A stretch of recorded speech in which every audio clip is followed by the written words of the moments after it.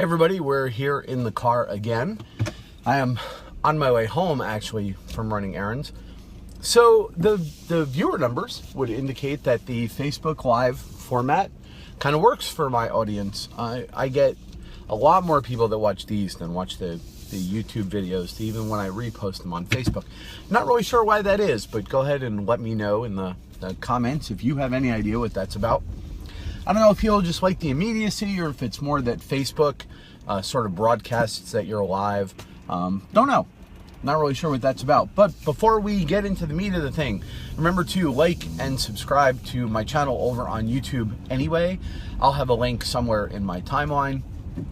And also like and subscribe the Herd Watching page both on Facebook and on YouTube, because though I do talk a little bit of politics here, over there is where I'm going to do the 20-30 minute like essay rant, sort of much longer pieces. Anyway, let's jump right in. So, getting the tech out of the way first. The new machine is ordered. We should have it early January, like really close to the beginning of January. The only remaining question is whether or not I go 32 or 64 gigabytes of memory. I got a little bit of time to think about that. I'm still looking forward to having that machine and that graphics card. It's a Pascal derived NVIDIA Titan GPU, 12 gig of RAM, whatever. I'm really excited. Anyway, enough tech. So let me zoom you in here just a little bit if it'll let me. Nope. Okay. So we have two other things to talk about. One is that I am going to be doing something interesting. I commissioned in around 2008 or so a custom audio reading of Ayn Rand's novel Anthem. One of the things about live though is you guys are going to wind up seeing my technical futzing with the cameras and whatever. I'm still a nerd at heart, what can I tell you? Anyway, I commissioned a custom reading of Ayn Rand's novel Anthem. It's a short story, actually science fiction based, that talks about the sort of the development of many of the concepts that later became staples in Rand's philosophy and so on. And I, because of a quirk of the way her estate was managed, Anthem passed into the public domain, one version of it briefly. And so that's the version I commissioned an audio recording of. I know Ayn probably is not thrilled that any of her work ever went into the public domain. I'm hoping she forgives me. She was something of a pragmatist on some things, though maybe not this. In any case, I was listening to the audio introduction for this book, and it's funny, my audio introduction at the time was like, now that Barack Obama's been elected president, and this was for a 2010 re-release of that book that I put out at the time. And I made a little bit of money, but that's not why I commissioned it, and it's not why I'm releasing it now. So I'm going to release it again for free. I'm going to re-record the introduction now in the wake of 8 years of Obama's presidency and how that sort of may have interacted with what I thought his presidency was going to be like in 2010. And now that we've elected Donald Trump, who between him and his cabinet is probably the most objectivist style president we've ever elected, though he's not a pure objectivist type, and I don't know that he thinks of himself that way.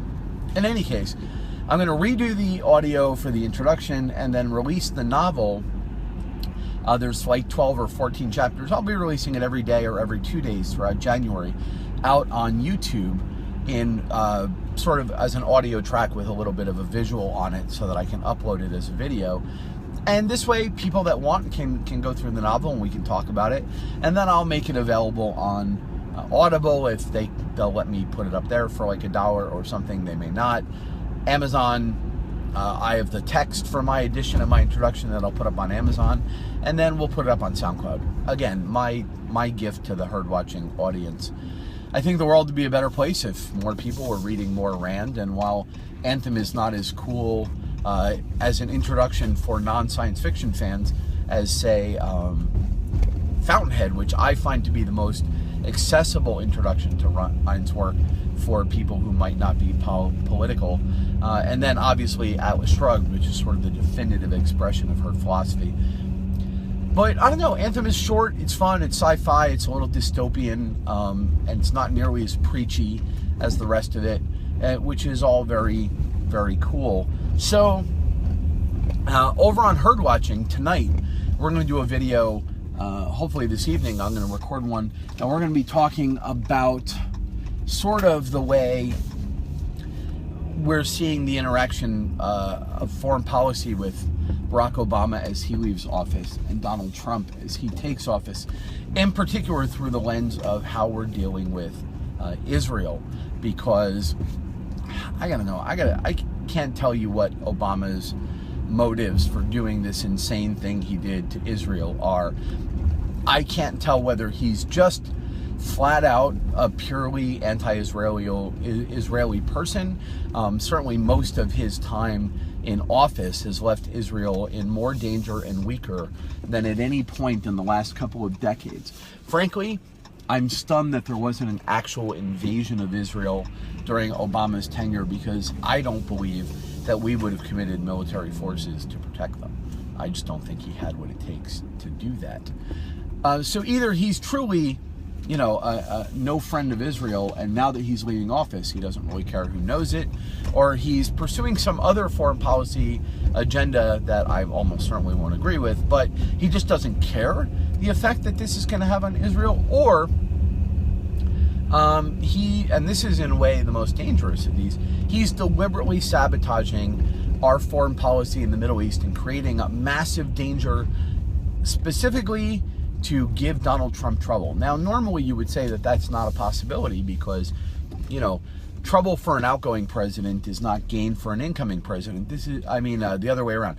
An outgoing president causing trouble for an incoming president normally doesn't give them any advantage, because traditionally, essentially all presidents, they fade away, they go away, they start opening children's hospitals and writing books and whatever, but they, generally speaking, leave public political life and they don't comment about the new president. And Obama has already signaled that he has no intention of doing anything like this. So now we have a situation where Obama might be able to cause problems, leave behind landmines, and then make a political career out of now sitting on the outside a year from now commenting about how Donald Trump's not doing it the way he would have done it. Why would he do that? Well, he might be doing it for political gain for the party. He might be eyeing another term. It's my understanding that he has to take a break, but I think it's 3 terms total for a U.S. president, but only 2 terms consecutively. So, I don't know. Obama's young.